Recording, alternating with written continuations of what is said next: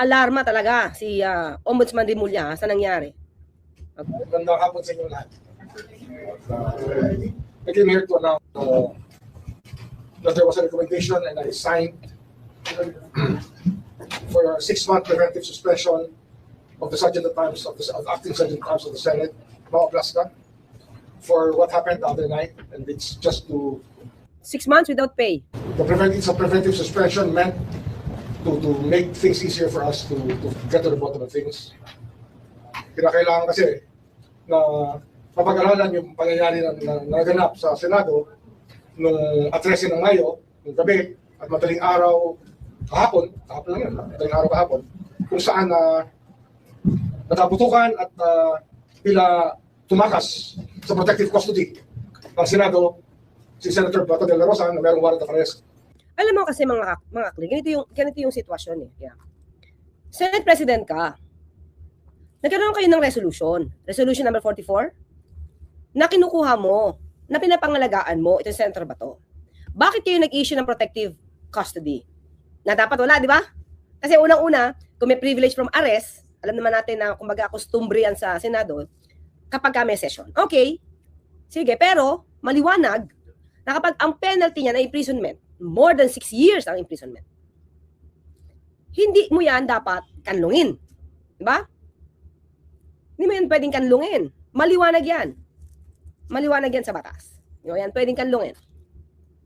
So, ang crimes against humanity, ang penalty niyan halos is reclusion perpetua. Sa atin nga dito, murder eh. Wala kasing death sentence sa atin eh. Walang death penalty. So, reclusion perpetua yan. So, it's definitely more than 6 years. Pero kayo, na mambabatas, alam nyo yun. Tapos may pinakita sa inyo warrant of arrest and on that, the following day, di ba? Parang the following day ko kasi nakita sa news, mga clear. Pero parang May 11 naman yata sa dahig. Kinumpirma ng ICC na yung warrant of arrest na sinisilbi kay Bato de la Rosa, kay Senator Bato de la Rosa, ay valid. Di ba? Valid yun. At hindi kailangan ipakita sa Senate President yung warrant of arrest. Kasi pinapakita yun sa akusado. Diba? Hindi ang Senate President ang magko-question kung valid o hindi valid ang warrant of arrest. Yung akusado. Diba? So now, may pinakita sa inyo yung warrant of arrest. So ano ginawa nyo? Agad-agad kayong gumawa ng Senate resolution para sa protective custody. Bakit kailangan may protective custody kung alam yung walang warrant of arrest? Ironic, diba? Now, binigyan yung protective custody, naniwala sa inyo, ang NBI, nirespeto kayo, yung pala, may balak.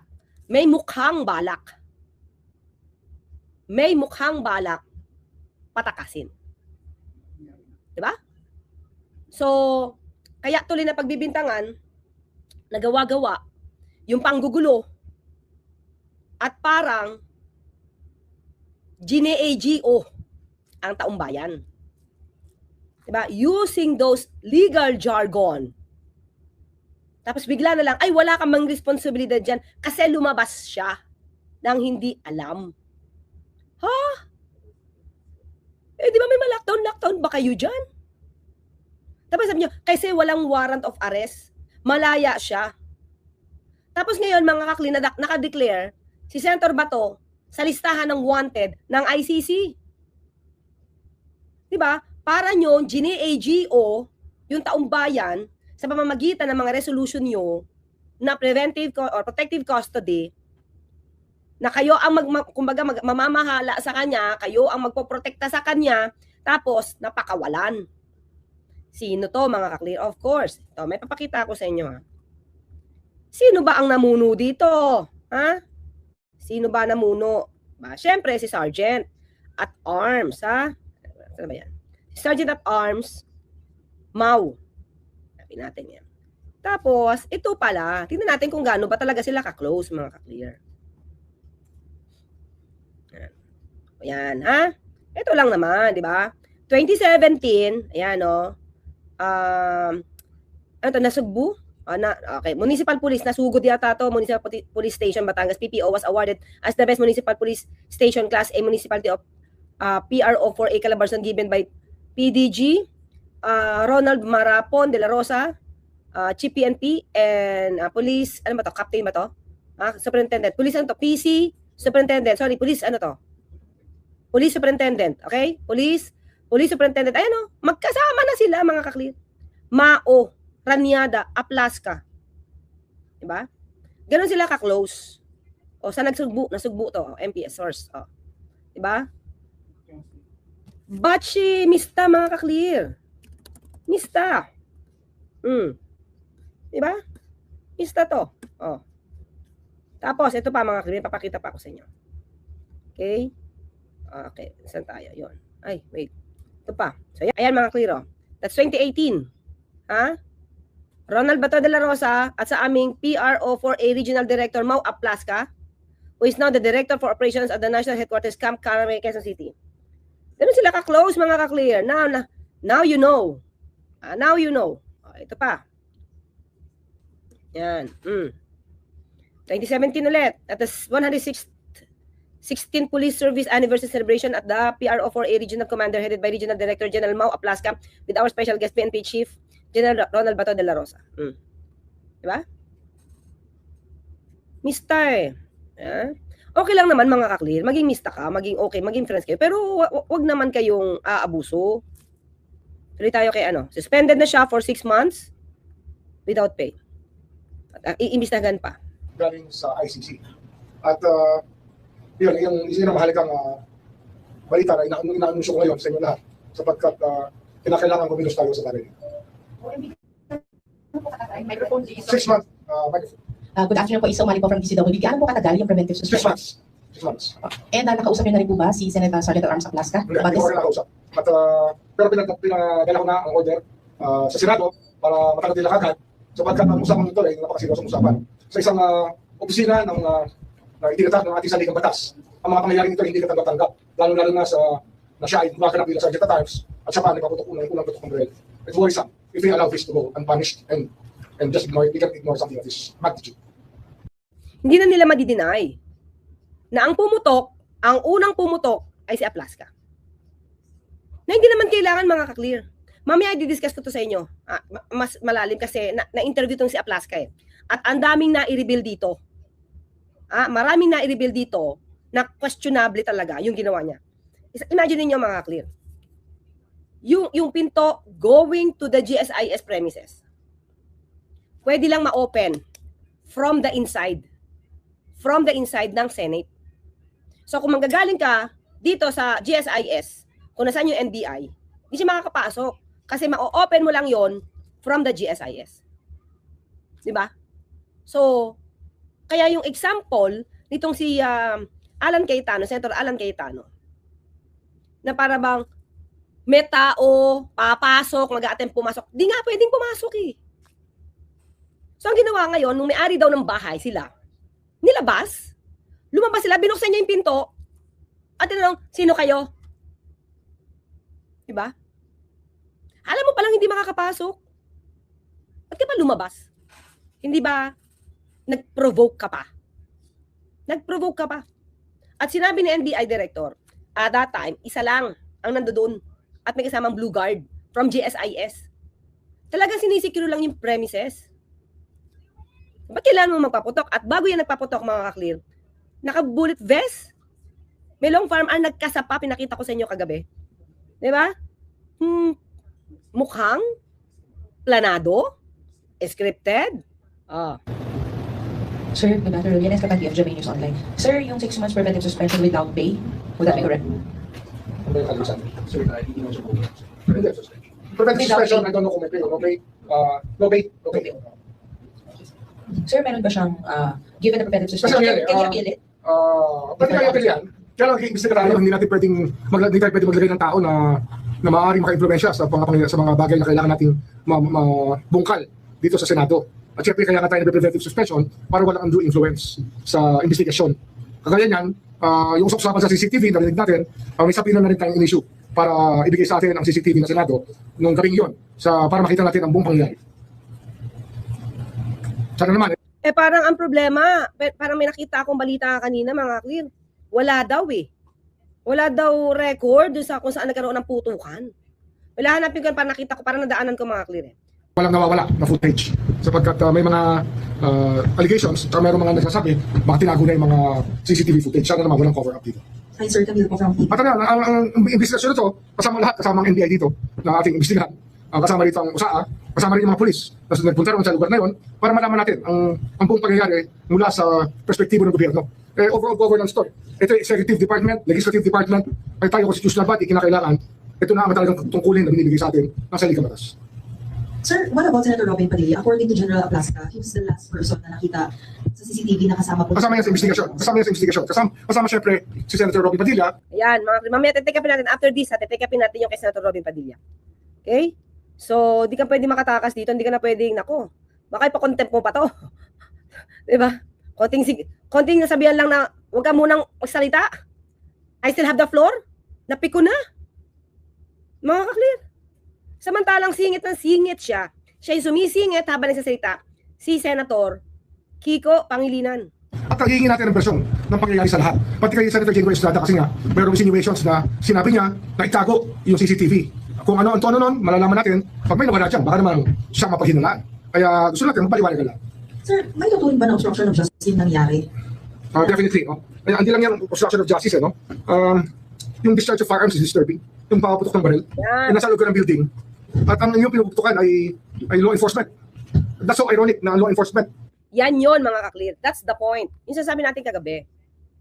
NBI agents yun. Law enforcer yun. Diba? Nando doon sa lugar na wala at hindi sakop ng Senado. Diba? Hindi sakop ng Senado. Tapos lalabasin mo? Ikaw ang lalabas? Kasama yung ibang mga tao mo? Tapos meron kang dalang long firearm? Tapos mag-warning shot ka? Yung wala namang commotion na nangyayari, ikaw ang lumalabas na gumawa ng komosyon. For what? Di ba, ang isipin natin dito, bakit? At nung ini-interview siya mga kakli, mamaya pag-usapan natin dun, parang ang dinig ko, kalimutan na lang? Ganun na lang yon? Paano yung pagkakalabas at pagkakabili sa Burger King? Nitong si Senator Bato. Nandun ba siya sa Burger King? But anyway, may Burger King na 24/7. Puputukan mo ng warning shot. Ano yun? Siya ba ang ano? Hindi ko alam. Hindi ko naintindihan saan sila nanggagaling sa bagay nila. Diba? Parang lumalabas dito. Abuso? Ang daming pwede madisgrasya sa ginawa nyo. Diba? Ang daming disgrasya na pwede, maraming maaaring maging madisgrasya sa ginawa nyo. Bala yun eh. Pero hindi nyo ito inalintana. Tapos, mga ka-clear, may magbibintang nang sabi daw ng Pangulo, kahit anong mangyari, basta hulihin. Ang sinungaling talaga. Diba? Makapanira lang talaga. Makagawa lang ng kwento, mga ka-clear. Kasi kung totoo yon, na parang dead or alive, parang ganun, no matter what, hulihin, di sana nung May 11 pa lang, unang araw pa lang, hindi na lumabas ang NBI. Naghalughog na. Diba? Minsan common sense, makapanira lang talaga eh. But sir, on the part of the NBI, will they also be accountable? Kasi parang ang lumalabas, at least sa version nila is, there was like no communication between what's happening inside the GSIS building and the Senate building. May naka-embed naman may naka-embed doon ng reporter. Nakita ko yung footage doon eh. At least we will subpoena the footages of all the networks and all of those who were present in the, para naman magkatulungan tayo dito. Para malaman natin na. Sir, kailan po effective itong preventive suspension? Now. Effective today. Sir, how about the senators who decided to be with Senator De La Rosa overnight? Kasi yung... Ayun, titignan natin yan. We have to look at the whole context. Titignan natin yan sa buong context. Kasi nga, parang maraming suspecha ang tao. Kaya natin ginagawa ito para maaling natin ang fears ng tao na magkakaroon ng whitewash o hindi tayo kikilos sa ombudsman sa bagay nito. Siguro tayo lang talaga ang pwedeng kumilos dito ng gusto na walang bias kasi, di ba? Ang problema dito, may kanya-kanya tayong dahilan sa iba't ibang departamento, pero dito sa ombudsman, ito yung ating tungkulin na malaman at alamin at ipagbunyi sa tao, ipaalam sa tao yung mga pangyayari mula sa ating perspektibo. Sir, good afternoon. Sir Joseph sa Jenny. Sir, how are you? Sir, I'll just pick up from your point. Sabi ko, it's worrisome na pag nilagay natin yung klaseng tao. This is in that position in the tower. Okay, wait lang bigyan natin ng legal na konteksto to. Nasaan na yun? Kasi 6 months, di ba? 6 months po yung ipinataw. So, ipakita ko lang. Yung legal. Total, yan. Ito po, ayan o. Kita? Para alam natin kung ano yung hugot ni Ombudsman. Okay? The Ombudsman or his deputy may preventively suspend any officer or employee under his authority pending an investigation, if in his judgment evidence of guilt is strong, and the charge against such officer or employee involves a dishonesty, oppression, or grave misconduct. Pasok, di ba? Oppression or grave misconduct. Yan. The charges would warrant removal from office or the respondent's continued stay in the office may prejudice the case. But of course, bakit? Pwede niyang manipula yung mga evidence sa loob ng Senado. Mahirap nga magsalita ngayon mga may nag-uutos na itago yung mga CCTV eh. Okay. The preventive suspension shall continue until the case is terminated by the office but not more than 6 months. Kaya hanggang 6 months lang. Without pay. Yan, dito siya. Yan. So at least para alam natin kasi baka sabihin, hindi, bakit siya ba 30 days lang? No, ayan. Nasa batas po na pwede but not more than 6 months without pay. Okay? Ayan. Okay.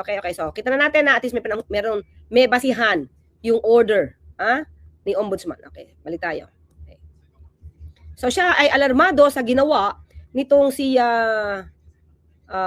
Aplasa, Sergeant at Arms Aplasa.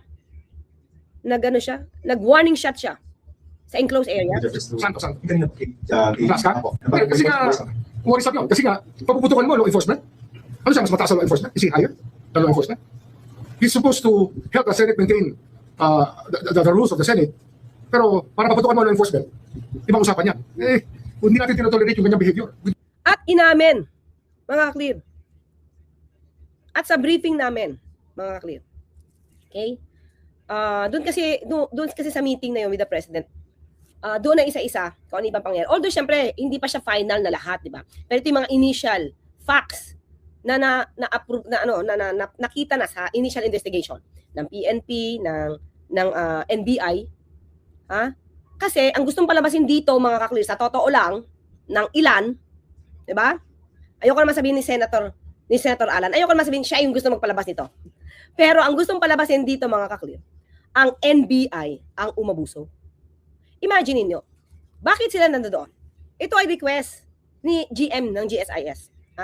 GSIS GM, Vic Veloso. Okay? So ito ay pinasinayaan, kumaga nag-grant ng NBI, okay, to secure the premises. Ang sinisecure nila at that time ay ang GSIS. GSIS. Hindi ang Ombudsman. Hindi ang Senado. Diba mga kaklir? Bakit ka? Kasi ang gusto mangyari ni Aplaska, bakit hindi na nakipag-coordinate sa kanya si NBI? Teka lang. Liwanagin natin to. Ang NBI, ang nag-request dito ay GSIS. Hindi ang Senado. Diba? So, bakit kailangan makipag-coordinate ng NBI sa Senado kung ang binabantayan nila GSIS premises? Diba?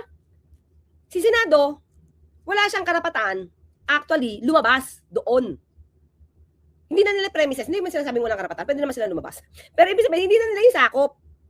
So ngayon, ikaw si Sergeant at Arms, Aplaska, ikaw yung lumabas, ikaw yung nagbukas ng pinto. Hindi makakapasok yung tao from the GSIS going to Senate. Ang Senate lang ang pwedeng magbukas nun. Sabi mo nga, exit yun sa isang interview, sabi niya, exit, walang susi daw. So ang ibig sabihin, pwede lang buksan, literally, kahit walang susi yan, ibig sabihin, sa iyo pa rin yung key. Nasa iyo pa rin yung chance, nasa iyo pa rin yung opportunity magbukas nun. Kasi pwede mo na siyang buksan from the inside ng Senado. So, nung binuksan mo, diba? Nung binuksan mo, lumabas ka, wala ka na sa premises ng Senado. Diba? Ikaw ang nag-provoke. So, yung NBI na nasa premises ng GSIS, wala silang obligasyon na makipag-coordinate sa'yo kasi sila lang naman sa GSIS. Ikaw na lumabas, ikaw na naman nakita sa CCTV na naka-uniform ng NBI, hindi ba dapat ikaw ang tumawag? Nag-uusap naman daw kayo ni Atty. Matibag eh. Ikaw tumawag, sino to, bakit ito? Easy as that. Wala namang commotion sa labas eh. Pero, bago ka lumabas, nagsuot ka na ng bullet vest, hinanda mo yung ibang mga tao dyan, inalarma mo yung mga reporter na walang kaalam-alam, nakikitang nagkakasaka ng long firearm mo, ano iisipin nila? Tapos bigla kang lumabas. Ikaw yung lumabas. So anong kwento ngayon yung sinasabi na papasukin yung bahay nyo? Hindi. Ikaw yung lumabas. Lumabas sa premises na hindi iyo. Hindi mo sakop. Diba? couldn't tell later. Sir, so technically, the ombudsman is conducting an investigation. Yes, into what yes, we already formed a panel. We're actually, buo na may panel na. We're in the process of forming a panel that will be complete by the end of the day para mag-issue na kami ng subpoenas for next week. As early as next week. So next week. Okay. For what possible violations? Marami eh. Di ba? Obstruction, sir? Obstruction of justice yung isa sa pinakamabigat dyan. Failure to maintain public order and safety within Senate premises. Pero, Ombudsman, tandaan natin itong ginawa ni Sergeant at Arms Aplaska ay alam ni Senator Alan Peter Cayetano. Alam niya to. Kaya nga nakakagulat, nagulat pa sila. Nagpaalam siya eh.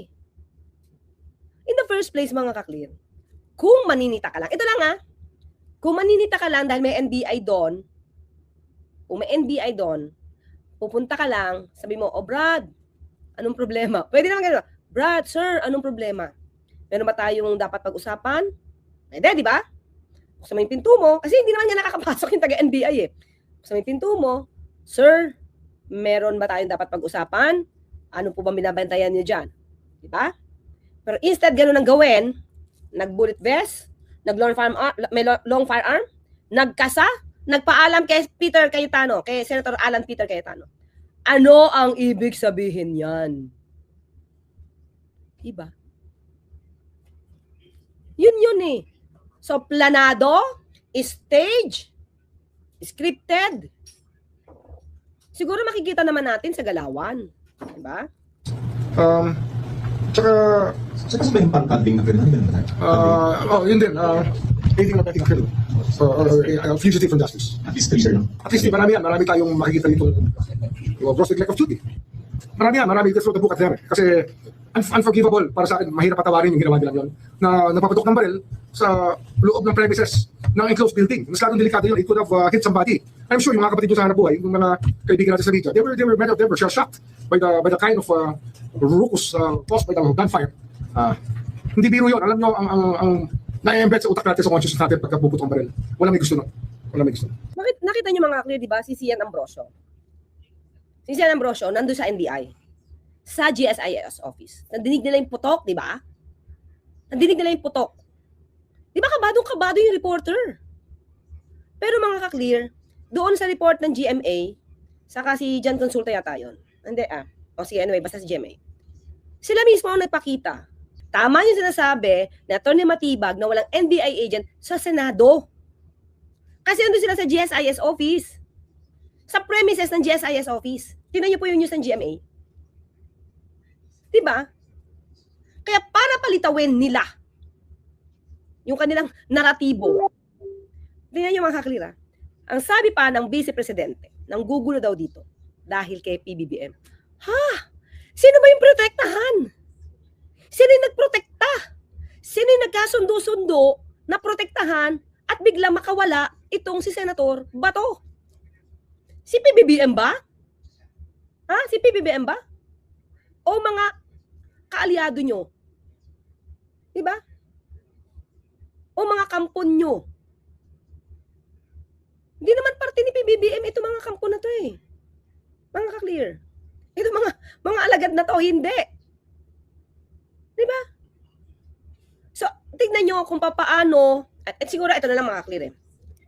Yan kasi ang mahirap sa isang vice presidente na hindi marunong gumamit ng computer. So most probably, hindi niya nare-research lahat ang nangyayari. Ibinubulong lang sa kanya, hindi kumpleto. Or, gusto niya talagang i-twist yung facts at magmukha lang siyang bobo.